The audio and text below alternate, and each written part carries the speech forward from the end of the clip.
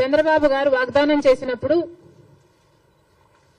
ప్రతి తల్లికి ఎంతమంది బిడ్డలుంటే అంతమంది, ఒకరుంటే 15,000 వస్తుంది, ఇద్దరుంటే 30,000 వస్తుంది, ముగ్గురుంటే 45,000 వస్తుంది, నలుగురుంటే ఏకంగా 60,000 వస్తుంది అని చంద్రబాబు గారు ఊదరగొట్టి మరీ క్యాంపెయిన్ చేశారు.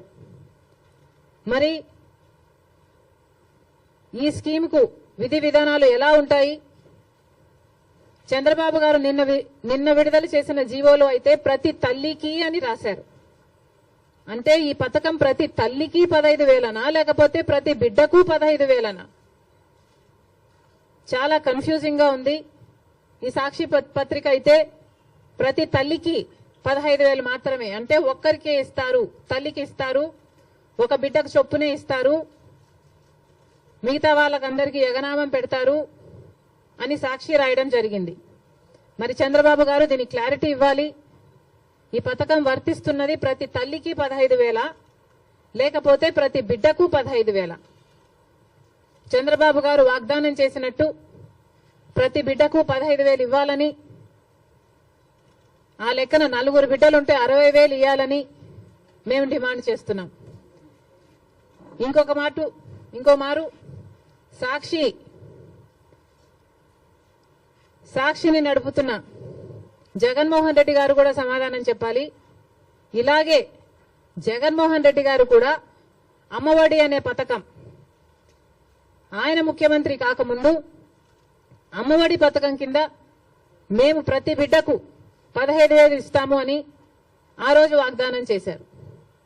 తర్వాత ముఖ్యమంత్రి అయ్యారు జగన్మోహన్ రెడ్డి గారు, ప్రతి బిడ్డకు 15,000 ఇవ్వలేదు, ఒక్క బిడ్డకు మాత్రమే. అంటే ప్రతి తల్లికి 15,000 అన్నట్టుగానే జగన్మోహన్ రెడ్డి గారు కూడా వ్యవహరించారు. మరి జగన్మోహన్ రెడ్డి గారికి ఆ వాగ్దానం గుర్తులేదేమో ఈరోజు చంద్రబాబు గారు గురించి రాస్తున్నారు. జగన్మోహన్ రెడ్డి గారు కూడా ఇదే వాగ్దానాన్ని ఇచ్చి మాట తప్పడం జరిగింది. తల్లికి 15,000 అని అనకుండా ఆ రోజు బిడ్డకు ఎంతమంది బిడ్డలుంటే అంతమంది బిడ్డలకు 15,000 ఇస్తాము అని తాను చెప్పడమే కాదు, జగన్మోహన్ రెడ్డి గారి తరపున క్యాంపెయిన్ చేసిన నాతో కూడా అదే వాగ్దానమే చెప్పించారు. ఆ రోజుల్లో నేను కూడా జగన్మోహన్ రెడ్డి గారు ఈ పథకాన్ని అమలు చేస్తారు అని నమ్మి బాయ్ బాయ్ బాబు క్యాంపెయిన్ లో నేను కూడా ప్రచారం చేయడం జరిగింది. కానీ జగన్మోహన్ రెడ్డి గారు ముఖ్యమంత్రి అయిన తర్వాత అమ్మఒడి పథకం కింద కేవలం ఒక బిడ్డకు మాత్రమే ఇవ్వడం జరిగింది. జగన్మోహన్ రెడ్డి గారు ఒక బిడ్డకే ఇచ్చారు, ఇప్పుడు చంద్రబాబు గారు కూడా ఒక బిడ్డకే ఇస్తారు అని అర్థం వచ్చేటట్టుగా నిన్న జీవోలో ప్రతి తల్లికి 15,000 అని రాయటం జరిగింది. కాబట్టి చంద్రబాబు గారు దీని మీద క్లారిటీ ఇవ్వాల్సిన అవసరం ఉంది అని కాంగ్రెస్ పార్టీ డిమాండ్ చేయడమే కాకుండా ప్రతి బిడ్డకు మీరు వాగ్దానం చేసినట్టు సూపర్ 6 లో ఉన్న ప్రతి వాగ్దానము నిలబెట్టుకోవాలని కాంగ్రెస్ పార్టీ చంద్రబాబు గారిని, కూటమిని డిమాండ్ చేస్తున్నాం. ఇక ఇటీవల క్రియేట్ చేస్తున్న confusion Visakhapatnam steels, Vizag steel కు సంబంధించి తెలుగుదేశం పార్టీ ప్రజాప్రతినిధులే రకరకాలుగా మాట్లాడుతున్నారు. ఒకరేమో అది లాస్ మేకింగ్ కంపెనీ, అమ్మక తప్పదు అని ఒక రకంగా మాట్లాడతారు. ఇంకొకరేమో ప్రైవేటైజ్ చేయము అని మాట్లాడతారు. అసలు విశాఖ స్టీల్ కు ఇంత ప్రమాదం ఎందుకు వచ్చిందో ఖచ్చితంగా వినియోగించుకోవచ్చు, కానీ ఎలా రికవరీ చేస్తాం? ఉదాహరణకి అంటే ఇప్పుడు నేను ఏ రివ్యూ మీటింగ్స్లో కూర్చున్నా కానీ అందరూ కలిసి ఒక పేరు అవసరంగా లేదు, కానీ ఒక ఐఏఎస్ అధికారి పేరు చెప్తారు. అన్ని అనర్థాలకి మూలం ఆయన అన్నట్టుగా అసలు ఎన్ని అవకతవకలకి మొత్తం కూర్చోబెట్టి ఏ రివ్యూ మీటింగ్లో కూర్చున్నా ఆయన ఏళ్ళన్నీ ఆయన వైపు చూపిస్తుంటారు. అఫ్కోర్స్ ఆయన ఇప్పుడు వెళ్ళిపోయారు అనుకుంటా నాకు తెలిసి. అంటే ఇట్లా ఉంటుంది. ఇప్పుడు వీళ్ళందరినీ ఎలా బాధ్యులు చేయాలి అంటే ఇట్స్ వెరీ ఈజీ. అంటే అడ్మినిస్ట్రేషన్లో కూర్చున్నప్పుడు రూల్ బుక్ని దాటి అధికారులు ప్రయత్నాలు చేశారు. నేను మా రివ్యూస్లో మాట్లాడతాను, కానీ the previous government over ruled and they went away. ఎవరికి అకౌంటబిలిటీ ఫిక్స్ చేయాలి అనేది ఇట్స్ $1 million క్వశ్చన్. కేసులు పెట్టచ్చు నాకు తెలియదు, కానీ నిన్న ఒక రివ్యూ చేశాను. రివ్యూ చేస్తే Asian infrastructure industrial development bank వాళ్ళు దాదాపు రఫ్లీ ఒక 4,000 to 5,000 కిలోమీటర్స్ అనుకోండి.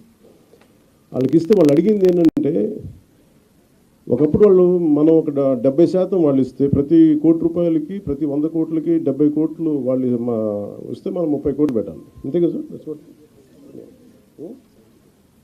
70-30 రేషియోను. సో దాంట్లో ఇదేంటి 250 మంది జనాభా ఉన్న హ్యామ్లెట్స్ కావచ్చు, కుగ్రామాలు కావచ్చు, వాటికి రోడ్డు.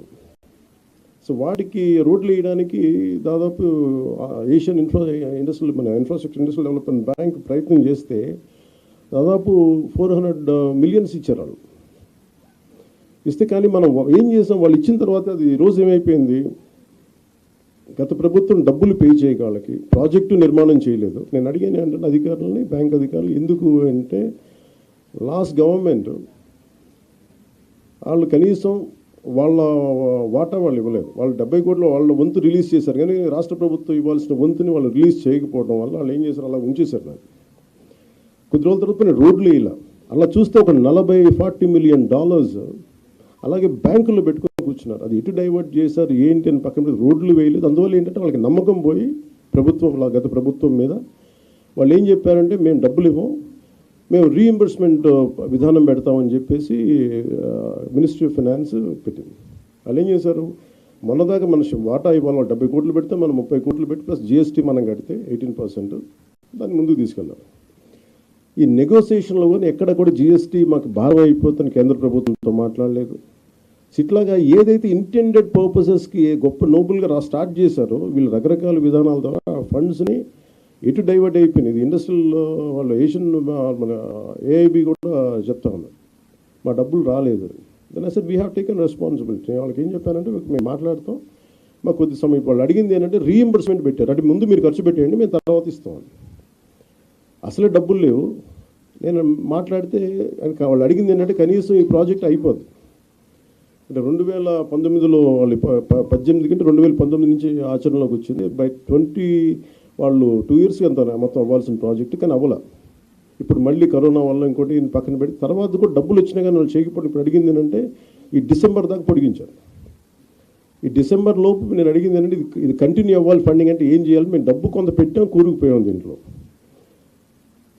మాకు డబ్బు మాకు రావాలి, మీరు ఎలా చేస్తారు ఏంటి అడిగితే నేను చెప్పిన వాళ్ళు ఏంటి మేము చేయగలం అంటే, మాకు కనీసం 200 crores per month కనుక మీరు ఈ ప్రాజెక్ట్ మీద పెడితే, రోడ్ల మీద పెడితే దీన్ని ఒక 3 months తర్వాత మేము మేక్ షూర్ దట్ రీఎంబర్స్మెంట్ నుంచి మేము తిరిగి లోన్ ఇచ్చే పద్ధతికి వస్తాం. సో ఇలాంటి ఛాలెంజెస్ ప్రతి చోట ఉన్నాయి. మీరు పథకం తీసుకున్నా ఈ పథకంలో ఒక ఛాలెంజెస్ ఉన్నాయి. సో ఇలాంటి ఛాలెంజెస్ నడుములో we want to do something like this. That's what